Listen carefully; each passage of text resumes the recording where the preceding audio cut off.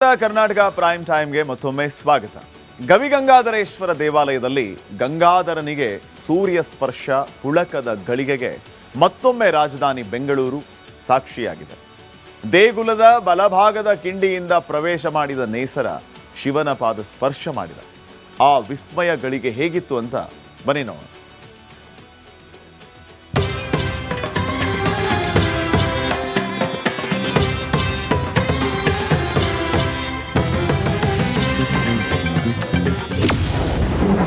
ಗವಿಗಂಗಾಧರೇಶ್ವರನಿಗೆ ಸೂರ್ಯ ನಮಸ್ಕಾರ. ಶಿವವೈಭವ ನೋಡಿ ಕಣ್ತುಂಬಿಕೊಂಡ ಭಕ್ತ ಸಾಗರ.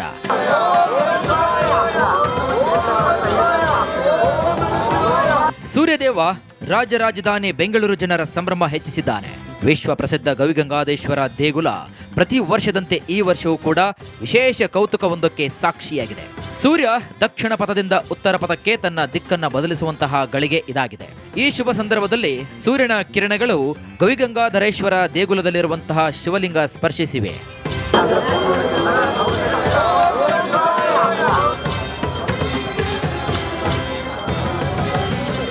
ಸಂಜೆ 5:05 ಶುಭ ಮುಹೂರ್ತದಲ್ಲಿ ಶಿವಲಿಂಗಕ್ಕೆ ಸೂರ್ಯ ಸ್ಪರ್ಶವಾಗಿದೆ. ದೇಗುಲದ ಹಂಸ ದ್ವಾರದ ಮೂಲಕ ನಂದಿಯನ್ನ ಸ್ಪರ್ಶಿಸಿದ ಭಾಸ್ಕರ ನಂದಿಯ ಕೊಂಬಿನ ಮೂಲಕ ಹಾದು ಹೋಗಿ ಈಶ್ವರನ ಪೀಠ ಸ್ಪರ್ಶಿಸಿದ ನಂತರ ನಿಧಾನವಾಗಿ ಶಿವಲಿಂಗ ಸ್ಪರ್ಶ ಮಾಡಿದ್ದಾನೆ. ಈ ವಿಸ್ಮಯವನ್ನ ಭಕ್ತಗಣ ಕಣ್ತುಂಬಿಕೊಂಡಿದೆ. ಸೂರ್ಯರಶ್ಮಿ ಗರ್ಭಗುಡಿ ಪ್ರವೇಶ ಮಾಡುತ್ತಲೇ ಗಂಗಾಧರನಿಗೆ ದೀಪಾರಾಧನೆ ಪ್ರಾರಂಭವಾಯಿತು.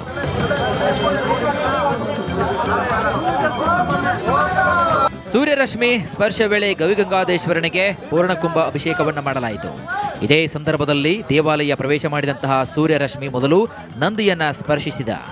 ದಕ್ಷಿಣಾಯಣದಿಂದ ಉತ್ತರಾಯಣ ಪಥವನ್ನು ಬದಲಾವಣೆ ಮಾಡುತ್ತಿರುವಂತಹ ಸೂರ್ಯ ಗರ್ಭಗುಡಿಯ ಮುಂಭಾಗದಲ್ಲಿರುವಂತಹ ಸ್ಫಟಿಕಲಿಂಗಕ್ಕೆ ಸ್ಪರ್ಶಿಸಿ ನಂತರ ಶಿವಲಿಂಗ ಪೀಠ ಸ್ಪರ್ಶ ಮಾಡಿದ್ದಾನೆ.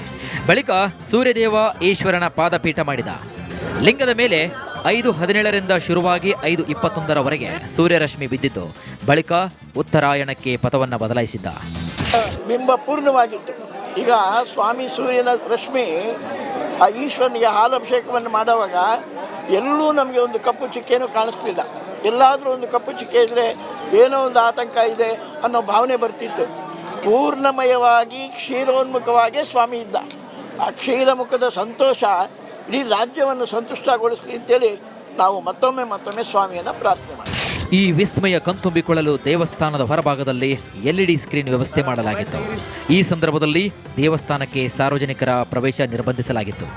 ದೇವಸ್ಥಾನದ ಆವರಣದಲ್ಲಿ ಭಕ್ತರಿಗಾಗಿ ಟೆಂಟ್ ಶಾಮಿಯಾನದ ವ್ಯವಸ್ಥೆಯನ್ನು ಕೂಡ ಮಾಡಿಕೊಳ್ಳಲಾಗಿತ್ತು.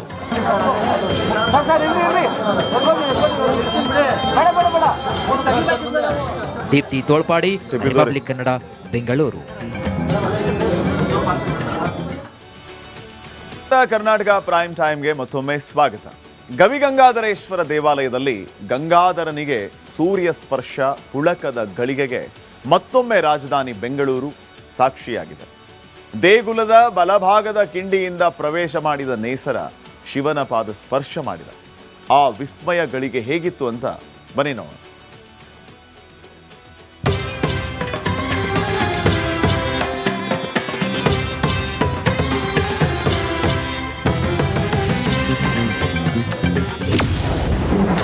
ಗವಿಗಂಗಾಧರೇಶ್ವರನಿಗೆ ಸೂರ್ಯ ನಮಸ್ಕಾರ. ಶಿವವೈಭವ ನೋಡಿ ಕಣ್ತುಂಬಿಕೊಂಡ ಭಕ್ತ ಸಾಗರ.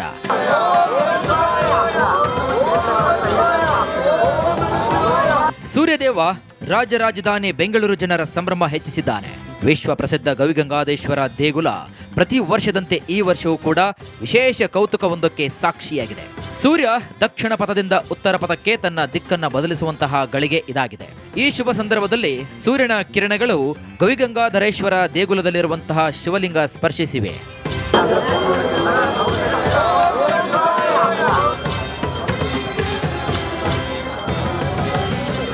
ಸಂಜೆ 5:05 ಶುಭ ಮುಹೂರ್ತದಲ್ಲಿ ಶಿವಲಿಂಗಕ್ಕೆ ಸೂರ್ಯ ಸ್ಪರ್ಶವಾಗಿದೆ. ದೇಗುಲದ ಹಂಸ ದ್ವಾರದ ಮೂಲಕ ನಂದಿಯನ್ನ ಸ್ಪರ್ಶಿಸಿದ ಭಾಸ್ಕರ ನಂದಿಯ ಕೊಂಬಿನ ಮೂಲಕ ಹಾದು ಹೋಗಿ ಈಶ್ವರನ ಪೀಠ ಸ್ಪರ್ಶಿಸಿದ ನಂತರ ನಿಧಾನವಾಗಿ ಶಿವಲಿಂಗ ಸ್ಪರ್ಶ ಮಾಡಿದ್ದಾನೆ. ಈ ವಿಸ್ಮಯವನ್ನ ಭಕ್ತಗಣ ಕಣ್ತುಂಬಿಕೊಂಡಿದೆ. ಸೂರ್ಯರಶ್ಮಿ ಗರ್ಭಗುಡಿ ಪ್ರವೇಶ ಮಾಡುತ್ತಲೇ ಗಂಗಾಧರನಿಗೆ ದೀಪಾರಾಧನೆ ಪ್ರಾರಂಭವಾಯಿತು.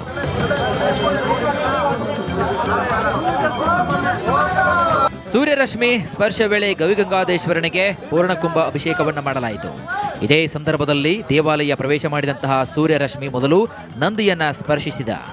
ದಕ್ಷಿಣಾಯಣದಿಂದ ಉತ್ತರಾಯಣ ಪಥವನ್ನ ಬದಲಾವಣೆ ಮಾಡುತ್ತಿರುವಂತಹ ಸೂರ್ಯ ಗರ್ಭಗುಡಿಯ ಮುಂಭಾಗದಲ್ಲಿರುವಂತಹ ಸ್ಫಟಿಕಲಿಂಗಕ್ಕೆ ಸ್ಪರ್ಶಿಸಿ ನಂತರ ಶಿವಲಿಂಗ ಪೀಠ ಸ್ಪರ್ಶ ಮಾಡಿದ್ದಾನೆ. ಬಳಿಕ ಸೂರ್ಯದೇವ ಈಶ್ವರನ ಪಾದಪೀಠ ಮಾಡಿದ. ಲಿಂಗದ ಮೇಲೆ 5:17 ಶುರುವಾಗಿ 5:21 ಸೂರ್ಯರಶ್ಮಿ ಬಿದ್ದಿದ್ದು ಬಳಿಕ ಉತ್ತರಾಯಣಕ್ಕೆ ಪಥವನ್ನು ಬದಲಾಯಿಸಿದ್ದ. ಬಿಂಬ ಪೂರ್ಣವಾಗಿತ್ತು. ಈಗ ಸ್ವಾಮಿ ಸೂರ್ಯನ ರಶ್ಮಿ ಆ ಈಶ್ವರನಿಗೆ ಹಾಲಭಿಷೇಕವನ್ನು ಮಾಡುವಾಗ ಎಲ್ಲೂ ನಮಗೆ ಒಂದು ಕಪ್ಪು ಚಿಕ್ಕೇನೂ ಕಾಣಿಸ್ಲಿಲ್ಲ.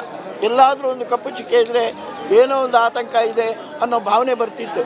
ಪೂರ್ಣಮಯವಾಗಿ ಕ್ಷೀರೋನ್ಮುಖವಾಗಿ ಸ್ವಾಮಿ ಇದ್ದ. ಆ ಕ್ಷೀರಮುಖದ ಸಂತೋಷ ಇಡೀ ರಾಜ್ಯವನ್ನು ಸಂತುಷ್ಟಗೊಳಿಸಲಿ ಅಂತೇಳಿ ನಾವು ಮತ್ತೊಮ್ಮೆ ಸ್ವಾಮಿಯನ್ನು ಪ್ರಾರ್ಥನೆ ಮಾಡಿ. ಈ ವಿಸ್ಮಯ ಕಣ್ತುಂಬಿಕೊಳ್ಳಲು ದೇವಸ್ಥಾನದ ಹೊರಭಾಗದಲ್ಲಿ LED ಸ್ಕ್ರೀನ್ ವ್ಯವಸ್ಥೆ ಮಾಡಲಾಗಿತ್ತು. ಈ ಸಂದರ್ಭದಲ್ಲಿ ದೇವಸ್ಥಾನಕ್ಕೆ ಸಾರ್ವಜನಿಕರ ಪ್ರವೇಶ ನಿರ್ಬಂಧಿಸಲಾಗಿತ್ತು.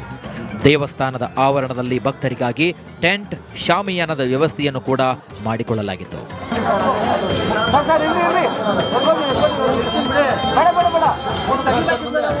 ದೀಪ್ತಿ ತೋಳ್ಪಾಡಿ, ರಿಪಬ್ಲಿಕ್ ಕನ್ನಡ, ಬೆಂಗಳೂರು.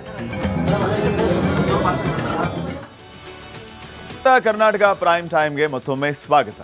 ಗವಿಗಂಗಾಧರೇಶ್ವರ ದೇವಾಲಯದಲ್ಲಿ ಗಂಗಾಧರನಿಗೆ ಸೂರ್ಯ ಸ್ಪರ್ಶ ಹುಳಕದ ಗಳಿಗೆಗೆ ಮತ್ತೊಮ್ಮೆ ರಾಜಧಾನಿ ಬೆಂಗಳೂರು ಸಾಕ್ಷಿಯಾಗಿದೆ. ದೇಗುಲದ ಬಲಭಾಗದ ಕಿಂಡಿಯಿಂದ ಪ್ರವೇಶ ಮಾಡಿದ ನೇಸರ ಶಿವನ ಪಾದ ಸ್ಪರ್ಶ ಮಾಡಿದ. ಆ ವಿಸ್ಮಯ ಗಳಿಗೆ ಹೇಗಿತ್ತು ಅಂತ ಬನ್ನಿ ನೋಡೋಣ.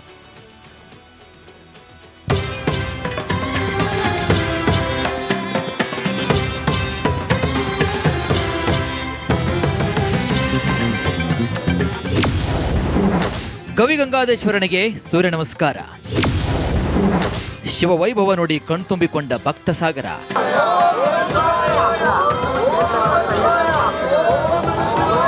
ಸೂರ್ಯದೇವ ರಾಜರಾಜಧಾನಿ ಬೆಂಗಳೂರು ಜನರ ಸಂಭ್ರಮ ಹೆಚ್ಚಿಸಿದ್ದಾನೆ. ವಿಶ್ವ ಪ್ರಸಿದ್ಧ ಗವಿಗಂಗಾಧರೇಶ್ವರ ದೇಗುಲ ಪ್ರತಿ ವರ್ಷದಂತೆ ಈ ವರ್ಷವೂ ಕೂಡ ವಿಶೇಷ ಕೌತುಕವೊಂದಕ್ಕೆ ಸಾಕ್ಷಿಯಾಗಿದೆ. ಸೂರ್ಯ ದಕ್ಷಿಣ ಪಥದಿಂದ ಉತ್ತರ ಪಥಕ್ಕೆ ತನ್ನ ದಿಕ್ಕನ್ನು ಬದಲಿಸುವಂತಹ ಗಳಿಗೆ ಇದಾಗಿದೆ. ಈ ಶುಭ ಸಂದರ್ಭದಲ್ಲಿ ಸೂರ್ಯನ ಕಿರಣಗಳು ಗವಿಗಂಗಾಧರೇಶ್ವರ ದೇಗುಲದಲ್ಲಿರುವಂತಹ ಶಿವಲಿಂಗ ಸ್ಪರ್ಶಿಸಿವೆ.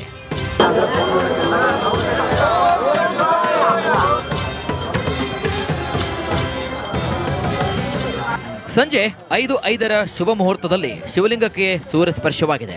ದೇಗುಲದ ಹಂಸ ದ್ವಾರದ ಮೂಲಕ ನಂದಿಯನ್ನ ಸ್ಪರ್ಶಿಸಿದ ಭಾಸ್ಕರ ನಂದಿಯ ಕೊಂಬಿನ ಮೂಲಕ ಹಾದು ಹೋಗಿ ಈಶ್ವರನ ಪೀಠ ಸ್ಪರ್ಶಿಸಿದ. ನಂತರ ನಿಧಾನವಾಗಿ ಶಿವಲಿಂಗ ಸ್ಪರ್ಶ ಮಾಡಿದ್ದಾನೆ. ಈ ವಿಸ್ಮಯವನ್ನ ಭಕ್ತಗಣ ಕಣ್ತುಂಬಿಕೊಂಡಿದೆ. ಸೂರ್ಯರಶ್ಮಿ ಗರ್ಭಗುಡಿ ಪ್ರವೇಶ ಮಾಡುತ್ತಲೇ ಗಂಗಾಧರನಿಗೆ ದೀಪಾರಾಧನೆ ಪ್ರಾರಂಭವಾಯಿತು.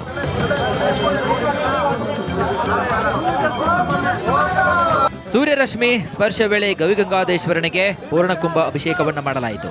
ಇದೇ ಸಂದರ್ಭದಲ್ಲಿ ದೇವಾಲಯ ಪ್ರವೇಶ ಮಾಡಿದಂತಹ ಸೂರ್ಯರಶ್ಮಿ ಮೊದಲು ನಂದಿಯನ್ನ ಸ್ಪರ್ಶಿಸಿದ.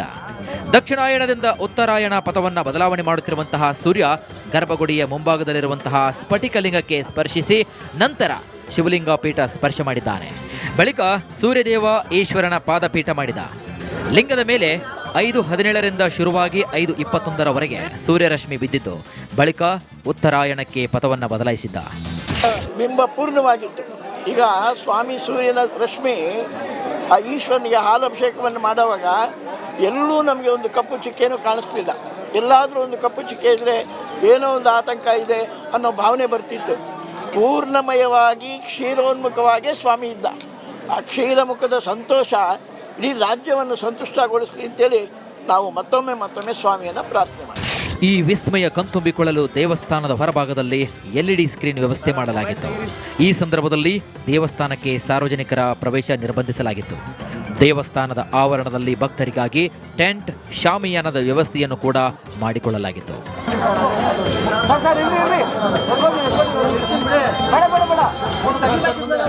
ದೀಪ್ತಿ ತೋಳ್ಪಾಡಿ, ರಿಪಬ್ಲಿಕ್ ಕನ್ನಡ, ಬೆಂಗಳೂರು.